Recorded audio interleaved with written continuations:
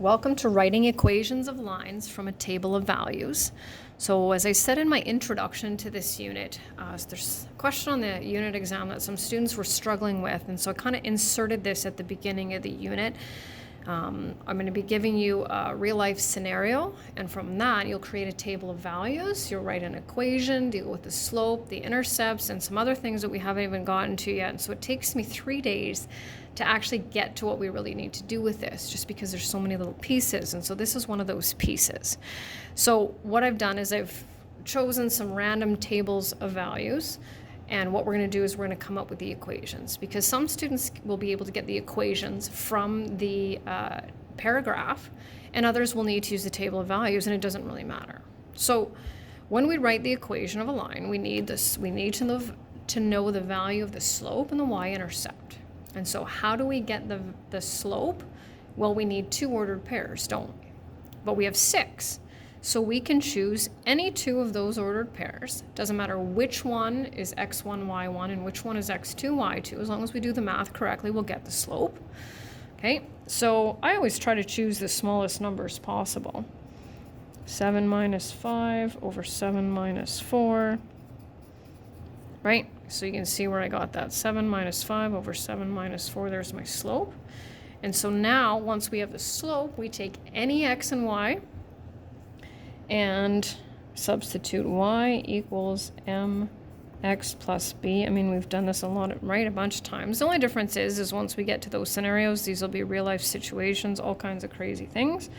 5 equals, I'm doing this fairly quickly here, our common denominator, right? Subtract 8 over 3 from both sides. And now we have our equation.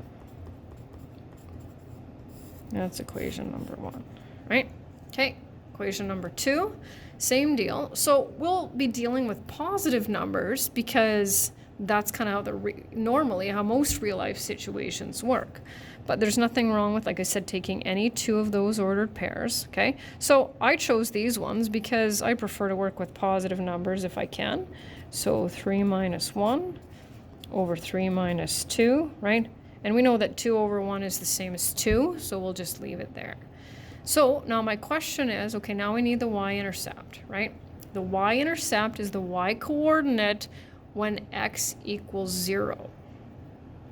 So look at the table of values. Do you see the y-intercept?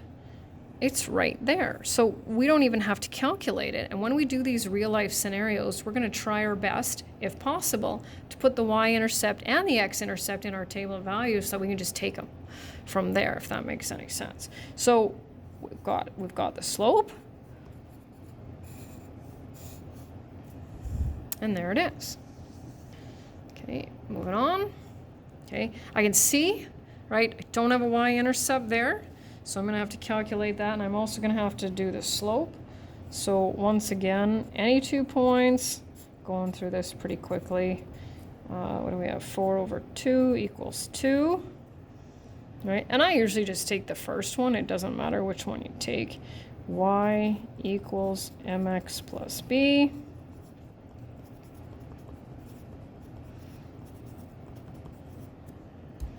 And now we've got our slope and our y-intercept. And then there's just 2 more. So I'm going to go through these fairly quickly. Let's see, can I slide it over here? Right.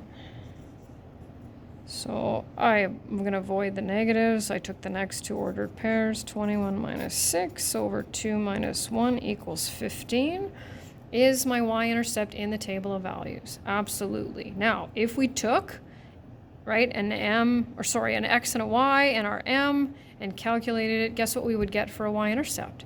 -9, because that's clearly where that line's going to cross the y-axis. So there's nothing wrong with calculating it, but why would we calculate it when it's right there, right? We just take it. And this one here, so I've kind of played around with it a bit. I mean, like I said, you can use this for the first one, this one for the second, this for the first, this for the second. I went with these ones. So m equals 1 minus 2 over 2 minus 0. And I get -1/2. Right? What's my y-intercept? 2. So y equals -1/2 plus 2.